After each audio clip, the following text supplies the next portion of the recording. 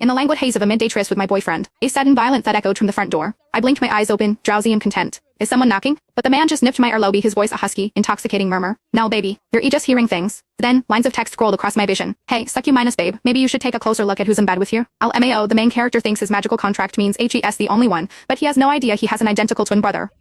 A brotherly buffet, no more starving for our girl. Chef's eating good now. Before I could even process it, a furious, trembling roar came from outside the bedroom. Damien, you son of a bitch, get the hell out here. I was a little succubus Bat Rick had picked up off the street, and because it supposedly bullied Stacy, he hadn't fed me in 2 weeks. I didn't bully her, I insisted, my voice stubborn. I just asked her to stop calling you in the middle of the night. I never get to eat my fill. The man's eyes lifted, cold as a winter sky. And you think you're in the right? He glanced at the text on his phone from Stacy, the one where she dramatically declared she was cutting all ties with him, and his tone grew even sharper. You've been with me this long and you haven't learned a thing, except how to weaponize e-money to humiliate people. I was trying to humiliate her, I said. His gaze was a blade, but I held my ground. If she thinks money is humiliating, that's her problem. I happen to think money is the best thing in the world. Besides, it was clearly her fault. My feeding time was strictly once a week on Sunday nights. For an SSS-rank succubus, that was barely enough to survive, and she was constantly interrupting it with her calls. Every time he answered, she was either being harassed by thugs at a restaurant or too drunk to get home. Patrick would leave in a heartbeat, leaving me half-minus starved every single time. So I sought her out privately. I offered her some cash and asked if she could please call at a different time. She reacted as if it spat in her face. She gritted her teeth, stomped on the bills with her heel, and enunciated every word with venom. Miss, you can rest assured I have absolutely no interest in your boyfriend. I wouldn't touch a high-mass and minus mighty rich boy like him with a 10-foot pole. I rejected him more than 10 times before you even met. He was the one who said we could be friends. I had no idea you'd be so insecure about it. Her eyes were rimmed with red as she sneered, honestly, you're acting like I did something shameful. Please do me a favor and tell him I will never ask him for help again. Wouldn't want to be mistaken for a homewrecker. With that, she turned and stalked away, her back ramrod straight, a perfect picture of wounded pride. The kind of defiant posture that awakens a man's desire to conquer. I mulled over her words and came to one happy conclusion: she wouldn't be interrupting my meals anymore. But my happiness was short-lived. The story got back to Patrick, and for the first time, the man who was always so calm and elegant was furious with me. He was convinced I had bullied Stacy and was refusing to admit it. She's a proud person, he said, his voice tight with anger. For her to even ask for help is a huge deal. And you just destroyed the last shred of dignity she had. My own eyes welled with tears, but I repeated stubbornly, but it was my fault. I had always been obedient, but on this I wouldn't back down. After a few more rounds of this, his patience snapped. It seems you won't understand your place until you're taught a lesson. He loosened his tie and rose to his feet. The manor on South Hill is sitting empty. It'll be the perfect place for you to reflect on your actions, he said, his voice void of emotion. And until you learn to behave, you can starve. Who else do you think is going to feed you if you leave me? I met the warning in his dark eyes and fought back tears. Fine, starve me. I don't want you to feed me anyway. I'm an SSS-rank succubus. I can have any man I want. He just scoffed, unimpressed. No one knew better than him what our magical contract meant. A stubborn fire burned in my chest. I held out for 3 days and then another 3. I was so hungry I was dizzy, my legs threatening to buckle, but I refused to call him. The best way to tame your prey is to corner it, wait for it to exhaust itself, and then appears its savior. Patrick had always been a patient hunter.